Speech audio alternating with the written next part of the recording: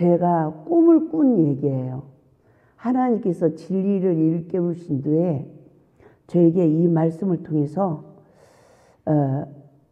그 첫사랑 회복의 말씀을 근거한 꿈을 통해서 또 하나님께서는 깊은 진리를 일깨운 내용입니다. 우연한 일이 아닌 하나님의 섭리.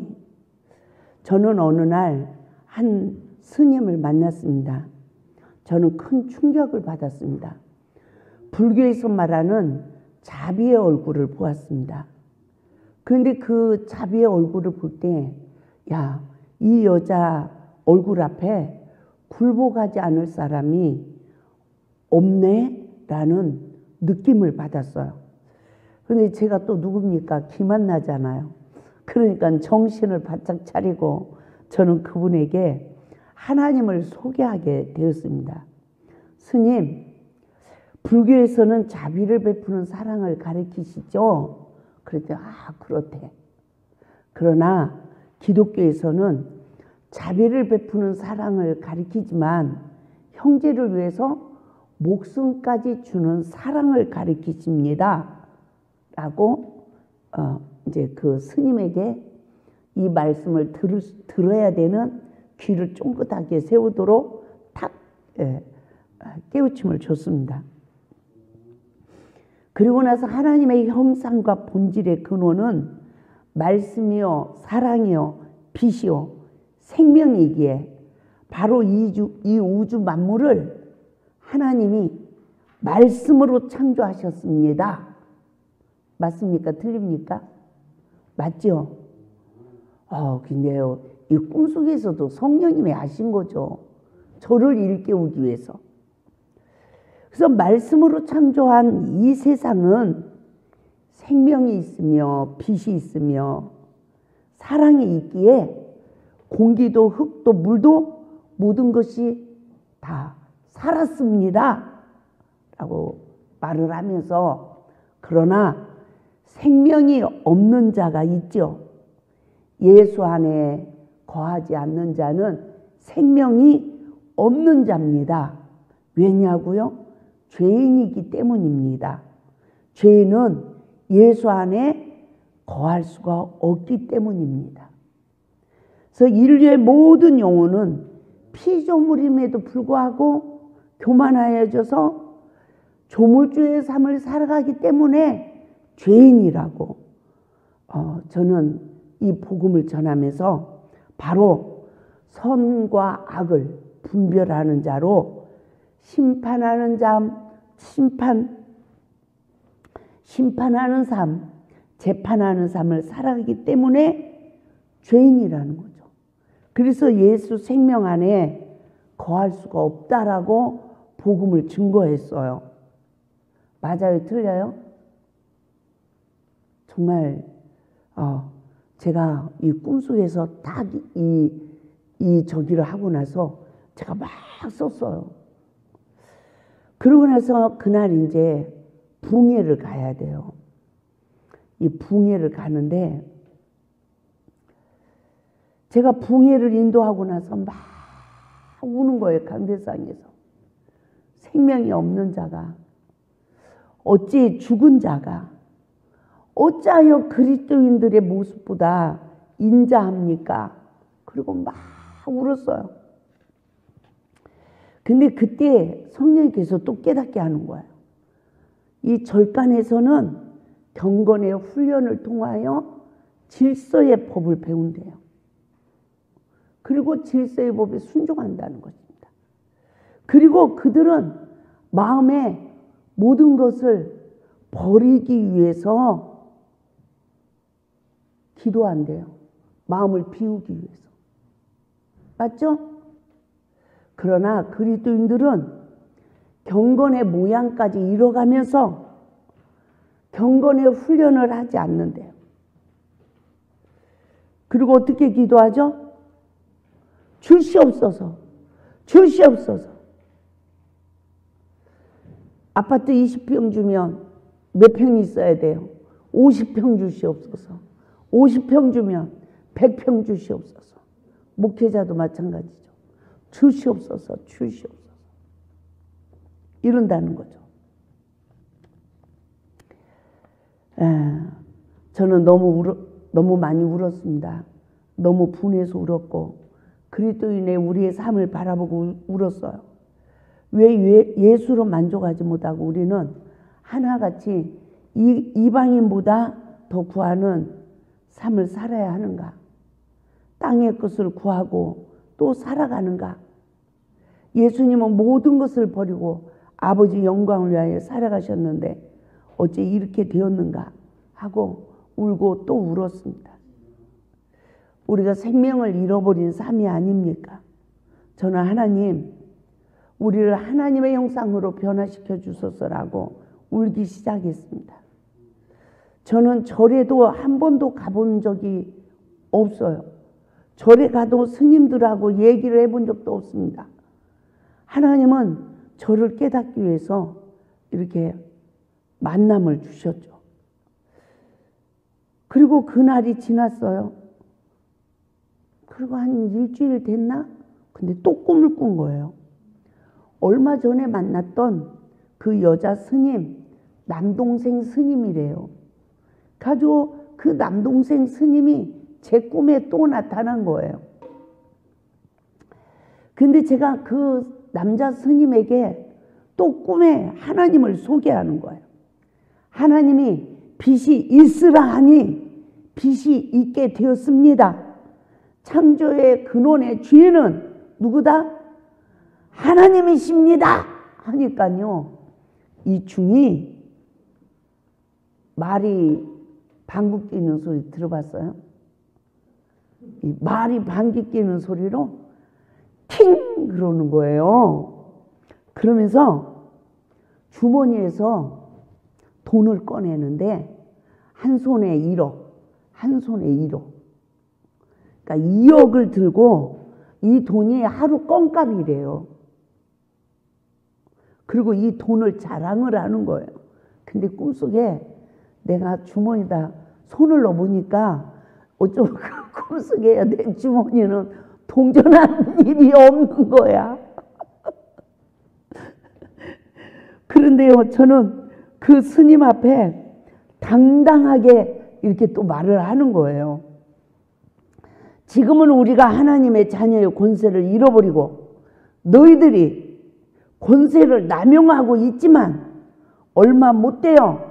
너희들은 망하고 우리는 다시 하나님의 자녀의 권세를 찾을 것이다. 이러면서요. 창세기에 선악을 알게 하는 나무의 죄의 근원을 쫙 설명하면서 제가 하나님의 계시로 깨닫게 되었다. 이렇게 말을 하니까 그렇게 1억씩 돈을 들고 나한테 하루 껌값이라고 기세가 등등하던 이 남자 스님이 이 팔다리가 이렇게 꽈지면서 우악 하고요. 얼굴이 시커매져 가지고 지옥으로 떨어지는 소리를 지르는 거예요. 그때 하나님께서 저에게 밀실 기도를 통하여 사랑의 계명에 순종할 수 있는 책을 쓰게 하시고 그리스도인들의 삶을 예수 안의 삶으로 회복시킬 거라고 말씀하셨어요. 또한 책에 기록된 말씀을 하나님의 뜻을 깨닫게 하여 하나님의 자녀의 권세로 회복을 받을 수 있는 길을 가르쳐 줄 거라는 것은 이 피조물의 삶에 대해서는 제가 이 스님한테 말을 하지 않고 비밀로 간직하고 있더라고요. 그리고 사랑의 계명에 순종할 수 있는 이 피조물의 삶에 대해서는 감추고 말을 하지 않으면서 제가 뭐라고 하냐면 너희 때가 얼마 남지 않았다 이런 거예요. 그리고 내가 꿈을 딱 깼어요. 저는 이 꿈을 곰곰이 생각해 봤습니다. 이 꿈은 그냥 꿈이 아니라 창세기 2장 3장에 죄의 근원이 공개되는 것이 이렇게 중요한 거구나 라고 다시 한번 사명을 깨닫게 됐어요. 그래서 제가 어디를 가든지 선악과의 원리를 첫 시간에 전하고 얼마나 전했는지 몰라요. 그래서 우리가 뭐를 알아야 마귀를 이겨요? 선악을 알게 하는, 나무의 실과를 먹게 하는, 항상 남의 죄를 보고 우리가 사단에게 포로되잖아요. 상대방을 불쌍히 여기고 긍휼히 여기는 마음이 사라져버리잖아요. 맞죠? 우리가 여기서 분명히 알아야 될 것은 이 원죄를 위해서 남의 허물을 보게 하는 이 사탄은 우리가 못 이겨요. 예수님이 이기신 거예요. 십자가에서. 그럼 우리는 어떻게 이기냐? 그거를 보는 눈이 떠졌을 때 내가 마귀한테 졌다라고, 내가 죄인이라고 원수 앞에까지라도 내가 나를 낮출 때 내가 십자가에 못 박히는 게 아니라 사탄은 십자가에 못 박히고 나는 진리로 자유해져야 피조물의 삶을 살아가는 거예요. 이 은혜가 우리에게 임하면 원수 마귀는 지옥으로 떨어지고, 할렐루야, 그 재정의 권세를 누가 갖는다? 우리가 갖는 거예요. 그러니까 우리가 이 남의 말 한마디 하는 거가 얼마나 마귀한테 속고 종로로 하는 건지를 알아야 된단 말이죠. 그렇죠? 이거를 알아야 되는 거예요. 그러면요, 잘 살고 영적으로 좀 잘 된 사람들이 남의 말을 더 잘해요? 못 사는 사람들이 더 남의 말을 잘해요? 예? 못 사는 사람들이 더 남의 말을 잘해. 그 사단에게 잡혀 있단 말입니다. 좀 인격이 있고 이런 분들, 잘 사는 분들은요, 그냥 그렇게 남의 말 안 해. 근데 못 살고 찌들고 상처가 많고 이런 분들이 남의 말을 잘하는 거예요. 신경질 잘 내고. 그래서 저도 이 말씀을 통해서 야, 내가 이렇게 많이 망가진 사람이었구나. 내가 이렇게 형편이 없는 사람이었구나. 이것을 알게 되더라고요.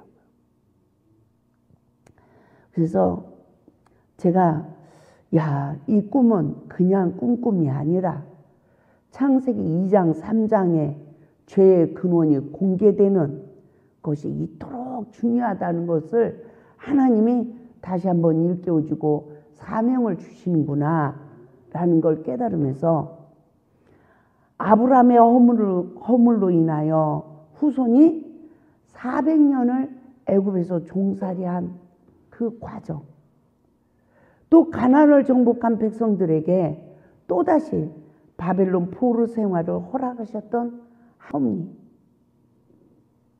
근데 이 시대 예수 그리스도를 통하여 우리를 구원하시겠다고 약속하셨는데 왜 우리는 또다시 예수밖의 삶을 살아갈 수밖에 없는가? 왜 이토록 진리 안에서 자유를 누리지 못하며 첫사랑을 잃어버리고 시험과 환난 속에서 몸부림을 쳐야 하는가?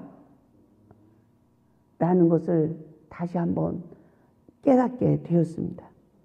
하나님은 우리를 새 피조물로 창조하셔서 이 마지막 때 예수 안에 있는 백성들을 통하여 하나님 나라를 이루신다는 거예요.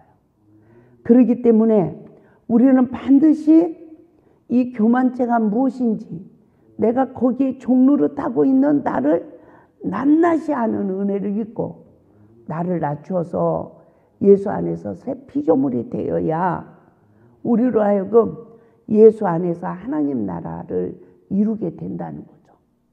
그러니까 적어도 첫사랑 회복의 말씀을 듣는 우리는 상대방이 아차하면 우리는 뭐 해야 돼요? 서로 권면해야 돼. 그렇게 하면 안 된다고. 우리는 첫사랑 회복 말씀으로 돌아가야 된다고. 그것을 서로가 정죄하지 말고 예수 사랑으로 권면하는 은혜가 있길 바랍니다. 근데 나도 정신을 못 차리며 사랑하는 친구잖아. 사랑하는 친구, 형제, 자매잖아요. 사단에게 순간 속아서 그렇게 말을 하면 맞장구를 치네. 그럼 돼요? 안 돼요? 안 되는 거예요. 그래서 말들을 함부로 하면 안 돼. 맞죠? 정말 우리가 이 내면에 나를 바라보고 나를 발견하고 나를 십자가에 못 박기가 쉬워요? 어려워요? 하나님이 은혜를 줘야 내가 보인다니까요. 아무리 말씀을 들어도 내가 안 보여요. 맞죠? 의분을 갖는 건 뭐예요? 상처가 내 안에 쌓여있는 이 의분이야. 그래서 그런 걸 죄를 죄로 알고 회개해야 된단 말이죠.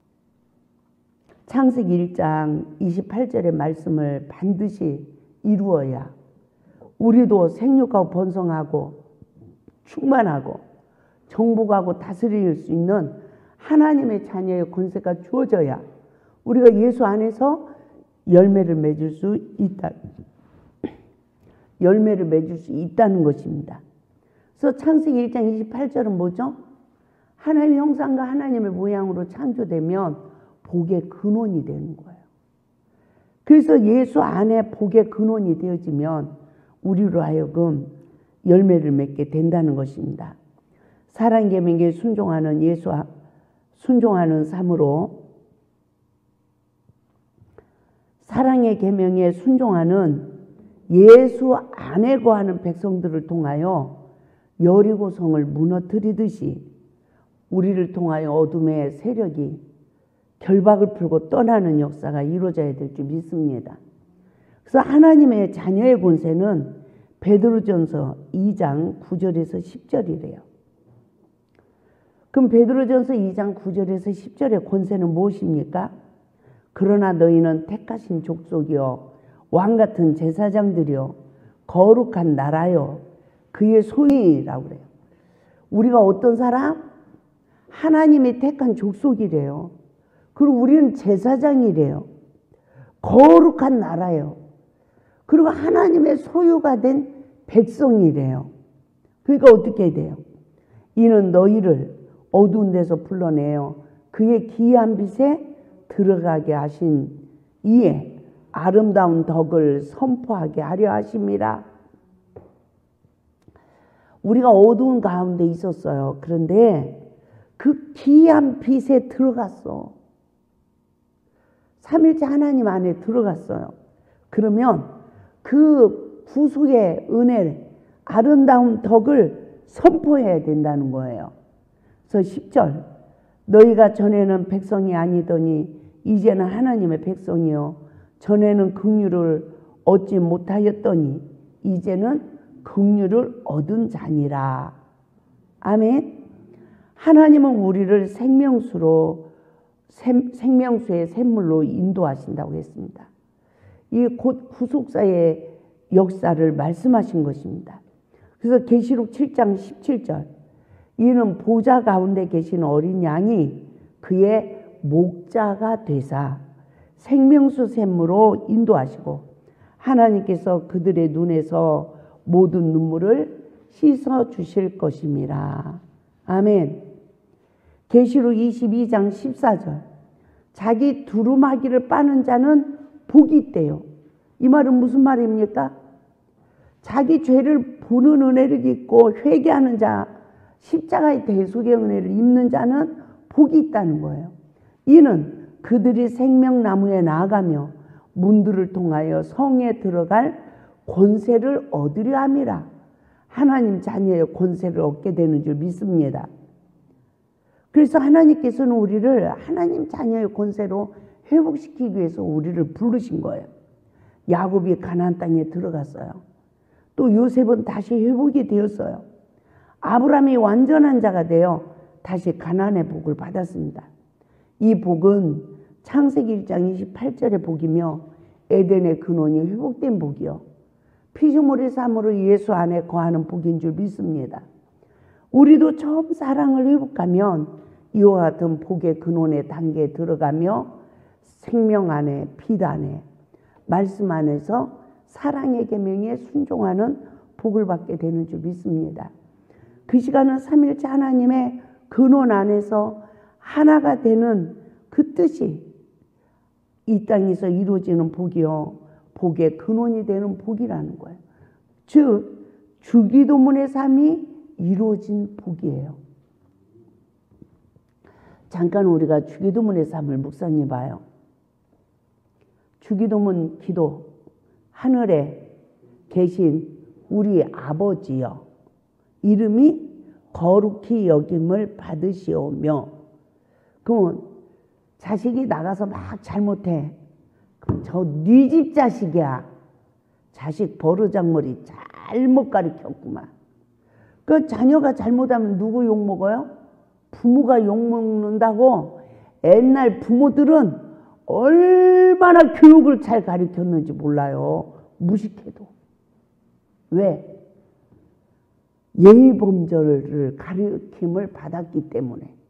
맞죠? 옛날에는 예의범절이 있었어요. 그래서 얼마나 예의범절을 가르칩니까? 우리가 세상에 나가서 잘 빛이 되면 하나님 영광이 나타나죠? 그래서 하늘에 계신 우리 아버지여, 이름이 거룩히 여김을 받으시오며, 그 다음이 두 번째가 나라가 임하오시며. 하나님 나라가 이 땅에 임해야 돼. 하늘에서 이루어진 것 같이 땅에서도 이루어지길 원하나이다. 그러면 이 말씀이 무슨 말씀이냐면, 삼일째 하나님은 말씀, 빛, 생명의 근원을 만드시고 그 안에서 하나가 되셨기 때문에 그 하나님은 사랑이에요. 성부, 성자, 성령 하나님이 말씀, 빛, 생명의 근원 안에서 하나가 돼서 그 하나가 된 하나님은 사랑이란 말이에요. 그래서 우리가 주여, 성령님, 아버지 이렇게 부르는 거야. 주여는 성자 예수님, 성령님은 성자 성령님, 성령 하나님을 부르는 거예요. 아버지, 성부 하나님. 근데 그러다가 또 하나님 불러. 그러면 누굴 부르는 거야? 삼일째 하나님을 부르는 거예요. 그래서 우리 첫사랑 회복 말씀에 삼일체로는 기가 막히게 기록해 주신 거예요. 쉽게 말하면 말씀 빛 생명의 근원을 만드시고 그 안에서 하나가 된 하나님을 알게 하는 거예요. 요한복음 1장, 요한 1서 1장, 그러니까 요한복음 1장, 요한 1서 1장, 요한복음 17장, 이 세 장만 봐도 다 나와, 답이. 응? 말씀 빛 생명의 근원을 만드시고 예수님이 말씀으로 오시고 빛으로 오시고 생명으로 오셨어요. 근데 아버지 속에도 생명이 있음같이 아들 속에도 생명이 있다라고 요한복음 5장 25절에서 말씀하고 있어요. 그래서 요한복음 17장에서 하나가 된 원리를 잘 말씀하는 거야. 그래서 요한복음 17장 11절에서 우리가 하나 된 것 같이 저희도 하나가 되게 하옵소서. 말씀 빛 생명의 근원 안에서 하나가 된 하나님.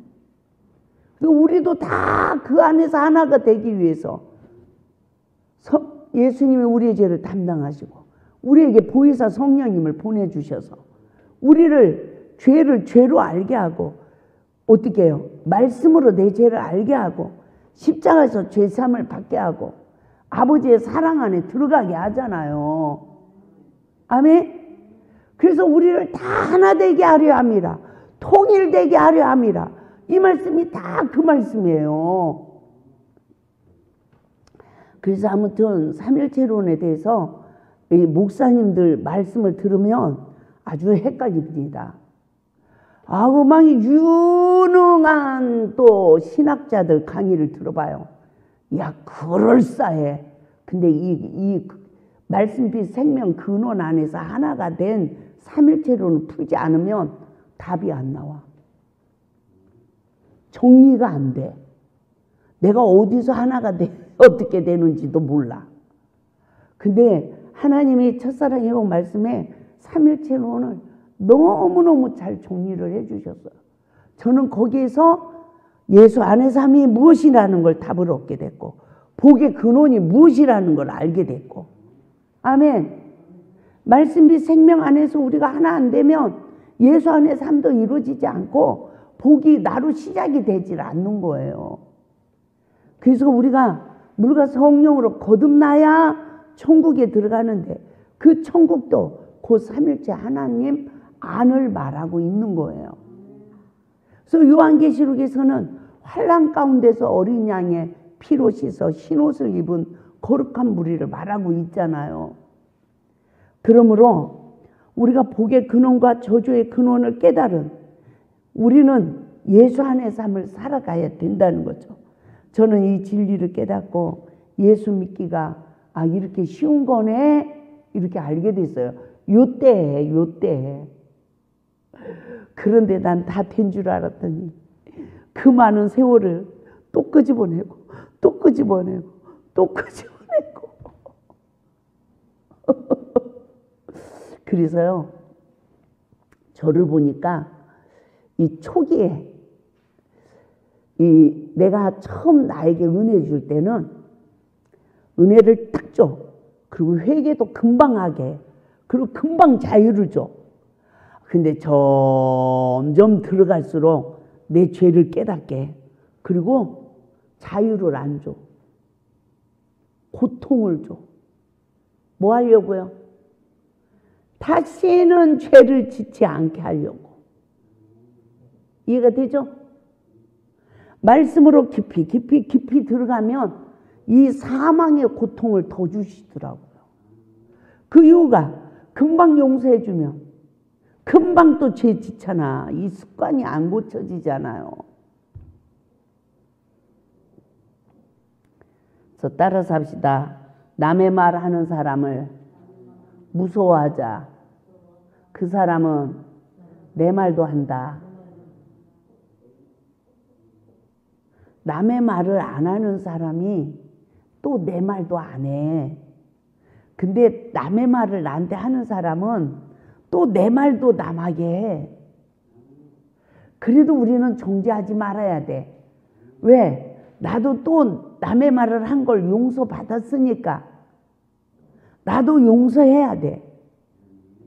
그렇지만 조심해.